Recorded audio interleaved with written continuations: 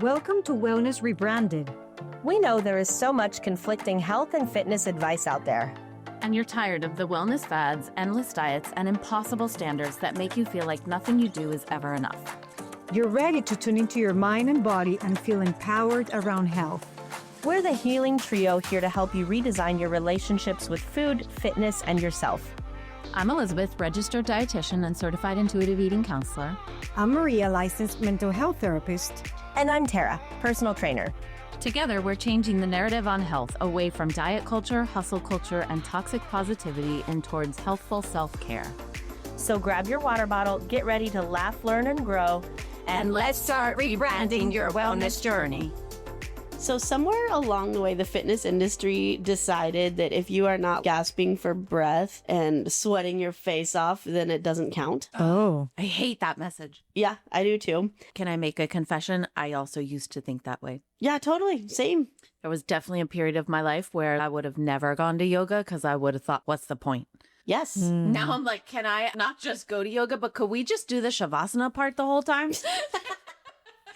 Listen, if you like that, come to Progressive Relaxation on April 21st. You keep doing them when I'm out of town, though. I know. I only do them quarterly, but they are... Somehow I'm out of town literally every time. That's very on brand for you, though. You travel a lot. So I used to also be one of those people that thought if you aren't gasping for air and drenched in sweat, it doesn't count. If it's not an hour long, it doesn't count. Yeah. And if you don't burn enough calories, it doesn't count. Yes. It's a crazy way to look at fitness, first of all. But I wanted to talk about HIIT today because HIIT has really taken the society and the fitness industry in particular by storm recently. And I think there's a lot of misconceptions out there about what it is, who should be doing it, who shouldn't be doing it. So do you know what HIIT stands for? I do. Is it a pop quiz? It is a pop quiz. High intensity interval terrifying. I was going to say, and Maria tries to pretend like she doesn't know anything about fitness. I know. So Maria's totally right. It can be terrifying, and it is high intensity interval training. So essentially, this is like really intense bouts of exercise, usually cardio, that are followed by a rest interval. And then you just go back and forth, back and forth. A rest interval that is usually very short.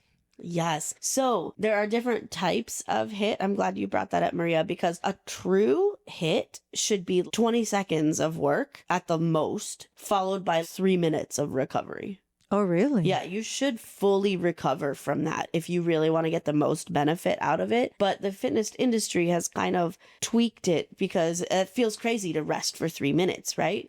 And so people don't love that. But true benefit from like sprinting, for example, comes from making a complete recovery before you repeat the movement again. So if you're an athlete, this is like a very different conversation. How come we never do this in my training sessions? You want to would not like sprint it. for 20 seconds? Oh, we can jump rope. Don't tempt me with a Except good last time. time we jumped rope, I had that terrible calf injury. This is probably why you've never let me jump rope again. Do you know how to jump rope? Because I can't.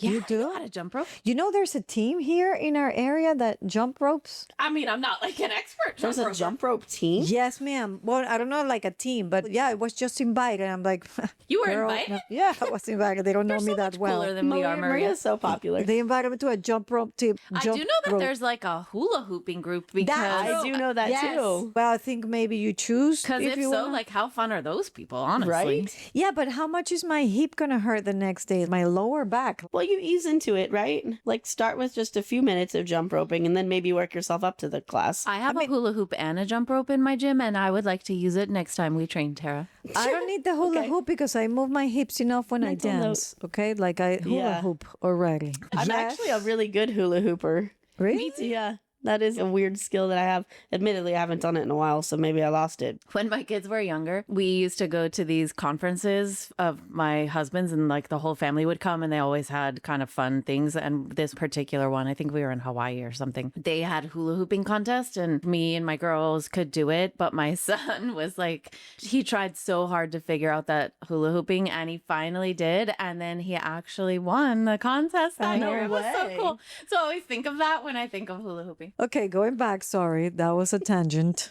Sorry. We love it. So I think where a lot of fitness gets hit wrong is it's supposed to be this really high intense thing and a rest and repeated, right? You can only maintain that for 10 or 20 minutes. You can't do hour upon hour of HIIT. Otherwise, it becomes moderate intensity interval training. Like you kind of self-regulate. And so that is why, for example, my HIIT class that I teach twice a week here is 30 minutes long. And everybody's always like, what? Only 30 minutes?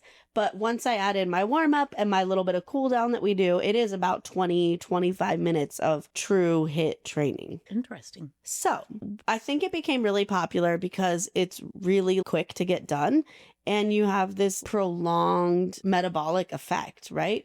Anytime you exercise, you are burning more calories during your movement, and then your resting metabolic rate actually stays up for a while when you're done. And when I say a while, I mean hours, not days, unless, of course, you build a lot of muscle. Okay, so how would you explain to a 10-year-old what the benefits of HIIT are? Yeah, so the biggest benefits of HIIT are you're going to create strong heart and lungs. I was going to ask you because my heart goes crazy and then a little less while I'm resting. And then. Have you done Tara's HIIT class here? Yes, ma'am. And it was hard. You're the only one, Elizabeth. You picked the 2 days I already work out with you. I know. That's because those days work for me. Okay, so one helps your heart and lungs. That's the biggest benefit, right? When we're talking true HIIT, we're usually talking about cardio. Admittedly, I changed my HIIT class to include some lifting just because that's who I am. But true HIIT should be cardio. So running, biking, swimming, dancing, elliptical, like rowing, whatever. And we are getting our heart and lungs really working hard. And then we're recovering. So like a really good HIIT that I enjoy doing myself is on a rowing machine where I row 250 meters, which take less than a minute. And then I sit there and I recover for 3 minutes and I repeat it 5 times. So it's like a 15-minute workout. And even though my body is working the whole time, I get to sit there and just chill for 3 minutes after each interval because I'm recovering. Thinking about launching a podcast or taking yours to the next level? Juliana Barbati and her team are the experts you need. They take care of everything from episode funnel design to production and marketing, so you can focus on creating content that connects. Check out julianabarbati.com and mention that we sent you. Okay, so let me ask you about this. The recovery has a role in itself because I can dance for a whole hour nonstop and I'm doing a lot of cardio, but I'm not doing the resting part every 20 seconds. So here's the big difference. When you dance for an hour, that's aerobic exercise. Really good for your heart and lungs, really good for your mental health, good for your body, right? When you're doing HIIT, this is now considered anaerobic. So the difference between aerobic means you're using oxygen to help move. Anaerobic is where you're working at such a high intensity that you can't get enough oxygen to maintain it for very long. That's why the intervals are so short. So she'd have to be dancing really fast. Yes. You're like jumping. Really hard dancing. Sorry, I know we're getting a little sciencey here. I'm letting my science, No, that makes it. It's science geek out. What is but that exercise that you go? burpees. Yeah. Yeah. That would be a great choice. So what do you think are you already said that the fitness industry has lots of misconceptions. How do you think it applies to our community who's like very anti-diet culture, and what are the misconceptions or things that people are hearing? Yeah, so HIIT has a really good publicist, right? It caught like a lucky shake from society. So does diet culture, sadly. Correct. And they go hand in hand because I think a lot of people take a HIIT class thinking, I'm going to burn a ton of calories and I'm going to be sweaty and out of breath and it'll be good for my body, which is all true, right?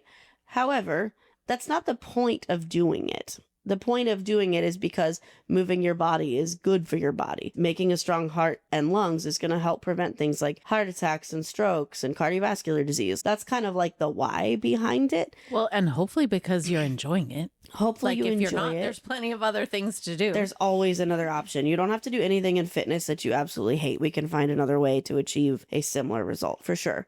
But what I love about HIIT is that it's really time efficient. I think that's where my community benefits the most from it, is that you can get a really good workout in 20 minutes and then you're done. You don't have to hold on to that old diet culture adage of I need 60 minutes to get the benefit from this. Is like you can go crazy and HIIT for 20 minutes and then you're good for the day. Okay, hold on. Let me rewind because you guys said something that stayed with me. I do not hate HIIT, but I don't like it. But I like how I feel afterwards. So sometimes it's also okay to push yourself to do something that you don't absolutely love, but you know it's a challenge and you do it. And I do those burpees, but while I'm doing the burpees, I'm not happy, people. I'm not enjoying those burpees. Who enjoys burpees? Well, maybe there's some people who enjoy burpees. It reminds me, I actually had this conversation with a client a while ago where we were saying is that you either should love what you're doing or you should love the reason why you're doing it. Right. Yes. Yes. And that was like a Yep. powerful aha moment for her of like, wait, what do you mean love the reason why I'm doing it? I'm like, maybe in this particular moment, I don't feel like cooking and I don't want to make dinner. And it would be a lot easier to sort of tell my family to fend for themselves or to get takeout. But I Want to feel a certain way when the meal's over. And I love that reason enough that I'm going to actually spend the time to do it. Or maybe I don't love HIIT, but I don't hate it. Like it's not making me upset to do it. Correct. And I love the way that I feel after, or I love knowing that I'm making my heart and lungs strong.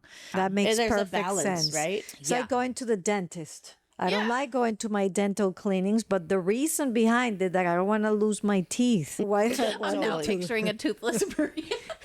Yeah, the reason behind it is that I want to take care of my teeth the best I can. No, I think that's a super important distinction. If Yes. you're struggling Yes. to find the thing that you love or motivation, sometimes it can help to flip the lens and think like, can you love the reason why you're going to do it? And I also think if you haven't found what you love yet, like try more things. But I'm still haven't found Exactly. what I'm looking for. Then I find just think there's so many ways to move your body. like that- dancing. Like pigeonholing ourselves Gardening. into something like this you has don't to be move your done at a body gym. gardening. What kind of Do gardening you know how are many you squats doing? you do when you're gardening? Yeah, totally. Thank you, Okay. Tara. My Good lower back point. and hamstrings are never as sore as when I garden. Imagine if you garden while you're dancing. And also, have you ever tried to pull old plants out of your garden? No, Yeah. So I Elizabeth. just did that this weekend and it was harder than my workouts with Tara. Yeah. And shoveling. Okay, what's the reason that you love behind gardening? Like seeing the things. Well, I just love being outside in nature. I like playing in Yeah. the dirt. I love seeing that things grow. I think there's nothing cooler than growing your own food. I'm obsessed with flowers. And I get to see the bees coming Oh my God. around. That imagine I had I that. agreed with all of it until that part. I had this image. Elizabeth likes playing in the dirt. I like playing in the dirt. I can't wait to It's put my funny. You veggie guys can garden see in. Maria's face right now. She looks totally She's like flummoxed. perplexed.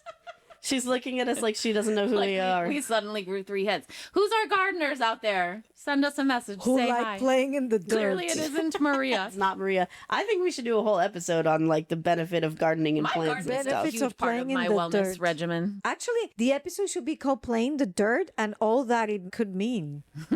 Because Maria's getting dirty. emotion. No, you see, that's the two of you. Go check your brains and your I was talking beliefs about in life. gardening. I don't know what you're I was buying. thinking emotionally, playing in the dirt. Like sometimes you have to play in the dirt with those emotions And that relates are to HIIT how? uncomfortable. I forgot how we got into these. We're in another tangent. Okay, sorry. Focus. So listen, let me just finish this up by saying that HIIT is actually good for you. So if it's something you enjoy and it feels good on your body and you want a little bit more intensity, you should do it. And if you're not sure where to start, come take my class here in Annapolis, Fridays at 10:30, Tuesdays at 7 a.m. for those of you that like to be up and done early. But if it doesn't feel right for you, if you're under like a lot of stress, right, HIIT might not be the right choice for you. If you're like really sleep deprived, HIIT might not be the right choice for you. If you're recovering from certain injuries or if you just hate it, like there are other options for you. And I think what actually matters more is consistency, right? So whether you're strength training, you're going for walks in your neighborhood, you're gardening, you're just moving your body in the way that you enjoy, like dancing, Maria, I think being consistent with all of those things is more important than putting HIIT into your daily life or your weekly routine. But Hit it's it. there if you want it. Hit it with You've hit. been saving that up the whole episode, haven't you? Just waiting to drop that. Hit it. Okay. So there you go. If you have any questions about HIIT, guys, you are welcome gonna to come reach out back. to me. Maria, you better come back to my class. I would love to see you there. Thank you for listening. If you want to connect with me outside of this podcast, you can find me on Instagram at coaching_therapist. I'm Elizabeth. You can find me at Elizabeth Harris Nutrition or in my Facebook group, Health and Healing with Intuitive Eating. And I'm on Instagram and Facebook at Tara DeLeon Fitness. Guys, if you loved this episode or any of our other episodes, we would love it if you would leave us a review on Apple Podcast. It really, really helps us get the non-diet word out to the rest of the world. So please leave us a review. Yes, thank you.